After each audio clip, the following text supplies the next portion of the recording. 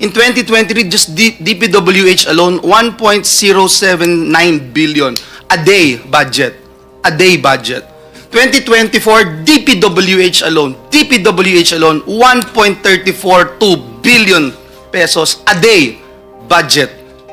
2025, this year, Mr. Chairman, 1.377 billion pesos a day budget. A day budget, DPWH alone. In the NEP for this coming 2026, in the NEP, 1.08 billion pesos a day again in the DPWH alone, Mr. Chairman. Can we play this video, please? Management, National Government Budget. Ngayong taon po, 2024, mas mataas po ang inilaan na budget ng Kongreso para sa DPWH alone. Dito po sa flood management, nasa 1.35 billion kada araw.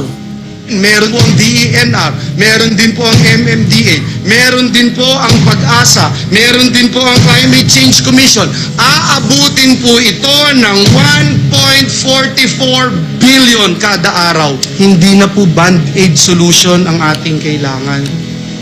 Hindi po natutuwa yung mga kababayan natin na dinadala natin sila sa evacuation center. Kahit may dala po tayong relief goods, hindi na po sila natutuwa. Di naman po nila gustong pumipila lagi para makakuha ng relief goods, Mr. President. Wala na pong gusto na pumipila para makatanggap ng relief goods. Ang gusto nila, solusyon.